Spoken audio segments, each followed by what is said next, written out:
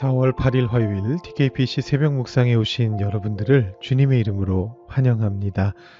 오늘은 해야 될 게 조금 많기 때문에 바로 우리 열왕기하 소개로 넘어가 보도록 하겠습니다. 오늘부터 우리가 열왕기하를 읽게 되거든요.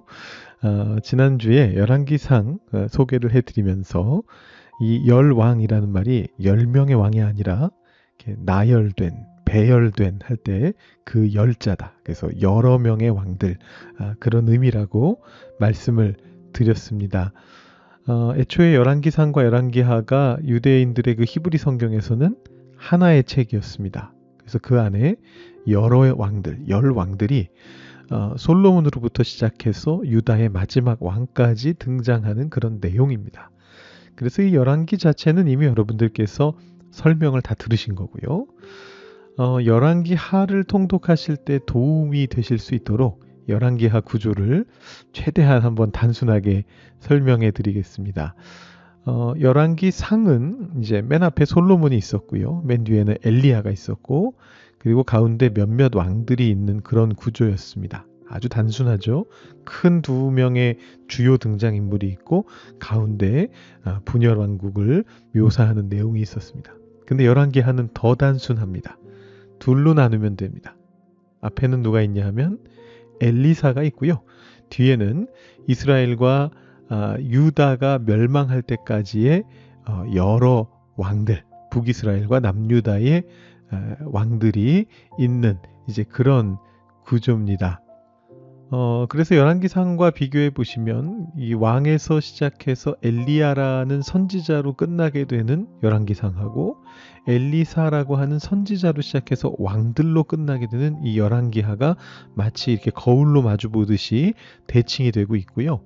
그 둘을 붙여놓고 보면 히브리 성경 기준으로 왕상과 왕하를 한 책으로 놓고 보면 왕들로 시작해서 왕들로 끝나는데 이 왕들 사이에 정 가운데에 엘리야라는 선지자 그리고 엘리사라는 선지자 이 두 위대한 예언자들이 중심을 잡고 있는 이제 그런 구조다라고 보시면 되겠습니다. 이 열왕기하에서 제가 엘리사와 나머지 왕들 대략 절반이다 말씀드렸는데 장수로 보셔도 거의 딱 절반입니다. 엘리사 스토리가 2장에서 시작해서 13장에서 끝납니다. 총 12장이고요. 그리고 두 왕국의 멸망으로 치닫는 이 왕들의 일대기는 14장부터 25장까지 똑같이 12장입니다. 그러면 한 장이 남네요. 어디로 갔죠? 1장. 1장은 이제 엘리야에서 엘리사로 전환되는 내용이다. 이렇게 보시면 되겠습니다. 그래서 여러분 이 틀만 머릿속에 넣어두시면 뭐 자세하게 장수까지 기억 못 하셔도 절반은 엘리사 얘기고 절반은 이제 나라가 망해가는 북이스라엘이 먼저 망하고 나중에 남유다가 망하는데 당시의 마지막 왕들에 대한 이야기구나 이렇게 생각하시면서 통독하시면 좋을 것 같습니다. 그대로 한번 오늘 통독 범위로 들어가 볼까요? 오늘 통독 범위는 1장부터 4장까지입니다. 제가 여기 글씨를 잘못 체크해 놨는데 열왕기상이 아니고 열왕기하입니다. 열왕기하 1장부터 4장까지의 내용입니다. 열왕기하 1장은 앞서 말씀드렸듯이 엘리야의 마지막 사역입니다. 엘리사가 나오기 전에 마무리를 하는 건데요. 이 1장 1절에 보시면 아합이 죽었다라는 그런 기록이 나옵니다. 열왕기상 말씀드릴 때 엘리야 선지자 시대의 왕이 바로 아합이다 말씀드렸잖아요.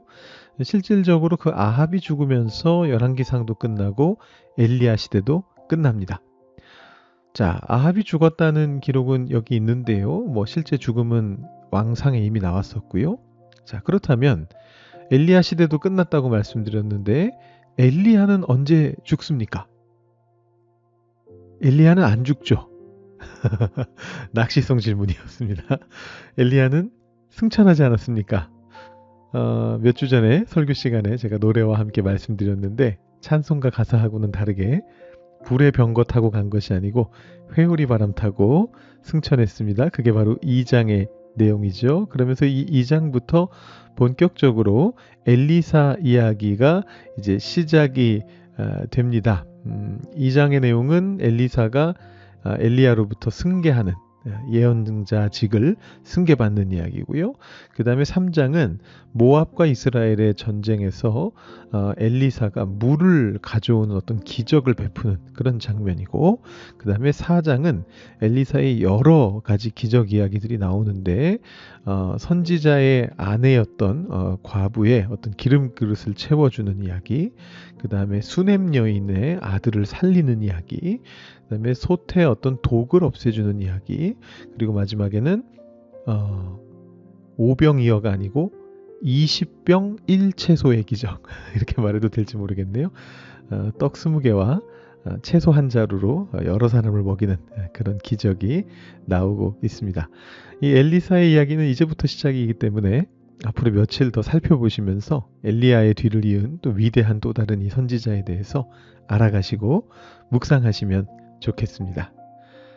자, 오늘 묵상 말씀으로 한번 그럼 넘어가 볼까요?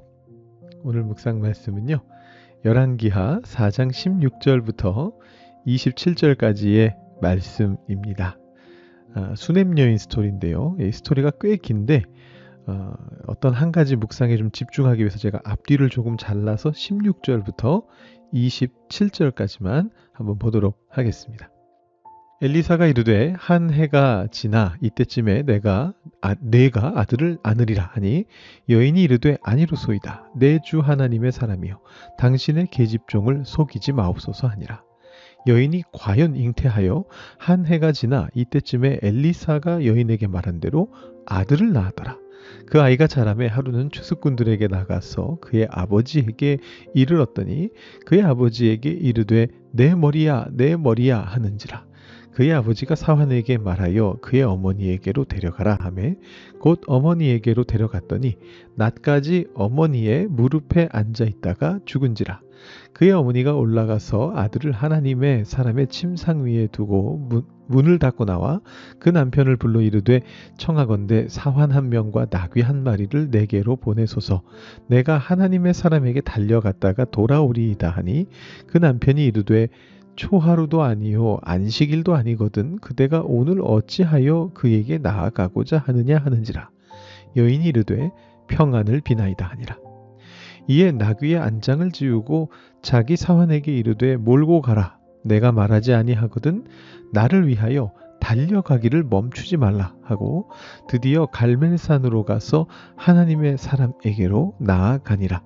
하나님의 사람이 멀리서 그를 보고 자기 사환 게하시에게 이르되 저기 수넴 여인이 있도다.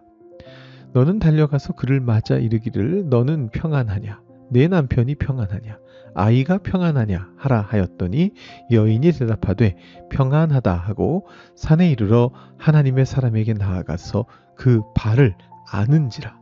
게하시가 가까이 와서 그를 물리치고자 하매 하나님의 사람이 이르되 가만두라. 그의 영혼이 괴로워하지만은 여호와께서 내게 숨기시고 이르지 아니하셨도다 하니라. 아멘. 이 전체 스토리는 아까 말씀드렸듯이 앞뒤에 덧붙어 있습니다. 8절부터 읽어보시면서 이제 37절까지 읽으시면 되는데요.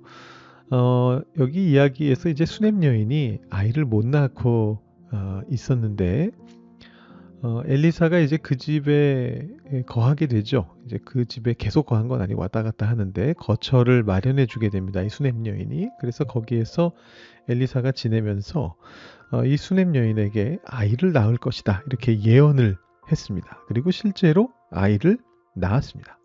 문제는 그 아이가 다 크지 못한 채로 죽음을 맞이했다라는 것입니다. 19절에 보시면 굉장히 문어체로 실제 우리가 쓰는 말투하고는 굉장히 다르게 내 머리야 내 머리야 이렇게 번역이 되어 있습니다. 다른 번역본들을 보시면은요 새 번역은 아이고 머리야 아이고 머리야 이렇게 번역을 했고요. 작년에 번역된 이 새한글 성경도 머리가 아파요 머리가 이렇게 자연스러운 구어체로 번역을 했습니다. 자, 아무튼 갑작스럽게 머리에 통증을 호소하면서 이 아이가 어머니의 품에서 죽게 됩니다. 자, 제가 주목하려고 하는 부분은 바로 이 부분입니다. 이 수넴 여인이 아이를 살리기 위해서 엘리사를 찾아가려고 하는데요. 남편이 이렇게 묻습니다. 초하루도 아니요 안식일도 아니거늘 그대가 오늘 어찌하여 그에게 나아가고자 하느냐. 그랬더니 여인이 이렇게 대답합니다. 평안을 비나이다. 이게 좀 의아한 답변입니다. 지금 보면 이 남편이 지금 아이의 죽음을 알고 있는 것인지 모르고 있는 것인지 좀 분명하지가 않습니다. 만약에 남편이 죽음을 알고 한 말이라면 이 남편은 지금 죽은 아이가 엘리사를 통해서도 살아날 수 없다라고 생각한 거죠. 그래서 굳이 오늘 왜 거길 찾아가야 되느냐 이렇게 물어본 것이고요. 만약에 남편이 아이의 죽음을 모르는 상태라면 아내가 갑자기 왜 엘리사를 찾아가려고 하는지 궁금했던 겁니다. 근데 둘 중에 어느 쪽인지 성경 기록으로 분명치는 않습니다만 어느 쪽이든지 이 남편은 만류했습니다. 왜 오늘 거길 가냐? 근데 거기에 대한 이 수넴 여인의 답인데 평안을 비나이다. 이게 이 남편의 질문에 대한 답이 되나요? 이게 도대체 무슨 의미를 담고 있습니까? 이 평안을 비나이다로 번역된 내용이 히브리어로 샬롬이거든요.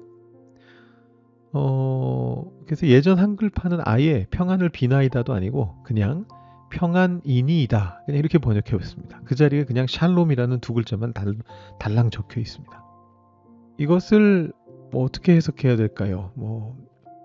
이 샬롬이라고 하는 게 안부 인사말이기도 하고 아니면 평안이라는 뜻의 그냥 단어기도 하고 그렇거든요. 여기서 지금 남편이 왜 오늘 엘리사를 굳이 찾아가는가라고 물으니까 안부를 묻기 위함입니다. 이렇게 답한 것일 수도 있고요. 아이가 죽었다는 것을 남편이 모르고 있다면 아니면 평안을 위함입니다. 라고 대답한 것이라고 해석할 수도 있습니다. 근데 어느 쪽으로 해석해도 이게 좀 잘 이해가 안 되기 때문에 이제 다른 번역본들 보시면 의역을 좀 했습니다. 번역자가 이해한 대로 새 번역이나 공동 번역에서는 이것을 걱정하지 마시라 이렇게 번역을 했어요. 남편이 곧 날도 아닌데 왜 가냐 그러니까 너무 걱정하지 마세요. 알아서 갔다 올게요. 이제 이런 얘기고 새 한글 성경 같은 경우에는 별일 아닙니다. 이렇게 번역을 했습니다. 네, 이 번역들도 가능한 번역이고요. 아마도 실제 의미는 1차적인 의미는 새 한글 성경 번역이 제일 비슷할 수 있을 것 같아요. 그러니까 얼버무린 거죠. 남편의 질문에 대해서 별거 아니에요. 아무튼 좀 다녀올게요. 이 안부를 좀 묻고 올게요. 이렇게 말하는 거로 이해할 수가 있습니다. 그런데 이 샬롬이라는 단어가 쓰인 것에서 우리는 중의적으로 이 수넴 여인이 어쩌면 이런 추가적인 의도를 가지고 있었다라고 해석할 수 있습니다. 그 추가적인 의도는 지금 평안이 필요하기 때문입니다. 라는 의미인 겁니다. 별게 아니게 되고 싶어서입니다. 아이가 죽었으나 엄청난 별일인데 이 사건이 별일이 아니게 되기를 바라기 때문입니다. 이런 마음을 그 안에 담고서 샬롬을 말했다라고 해석할 수도 있는 겁니다.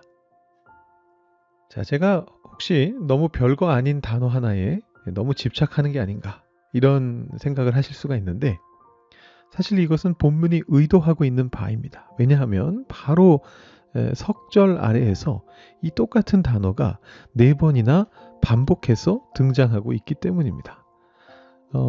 4장 25절 26절에 보시면 26절에 정확하게 이렇게 나옵니다. 너는 달려가서 그를 맞아 이르기를 너는 평안하냐 내 남편이 평안하냐 아이가 평안하냐 하라 하였더니 여인이 대답하되 평안하다 하고 방금 지금 이 여인이 약간 맥락과 무관한 듯한 느낌으로 남편에게 샬롬이라고 대답하고 왔어요. 이거 별일 아닙니다.